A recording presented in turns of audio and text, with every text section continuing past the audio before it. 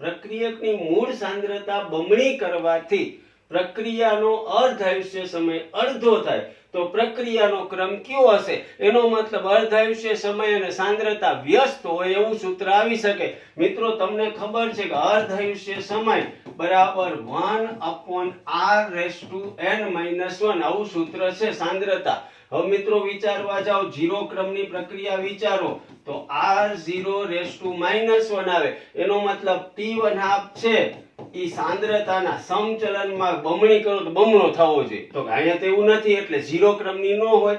પ્રથમ ક્રમની વિચારો તો r જરૂર, તો એનો મતલબ તો શું થયો તો કે t1/2 છે ઈ સાંદ્રતાથી સ્વતંત્ર થઈ ગયો. સાંદ્રતાથી સ્વતંત્ર, એના હારે કોઈ સંબંધ છે નહીં. હવે દ્વિતીય ક્રમ વિચારો તો 1/r0⁻2 t1/2. તો આનો મતલબ જો t1/2 સાંદ્રતાના વ્યસ્ત ચલનમાં છે ને વ્યસ્ત ચલનમાં છે એટલે બમણી કરવાથી અડધું થાય ને અડધું કરવાથી બમણી, એટલે આ પ્રક્રિયા દ્વિતીય ક્રમની હોવી જોઈએ. મિત્રો લાઈક શેર સબસ્ક્રાઇબ કરશો જી.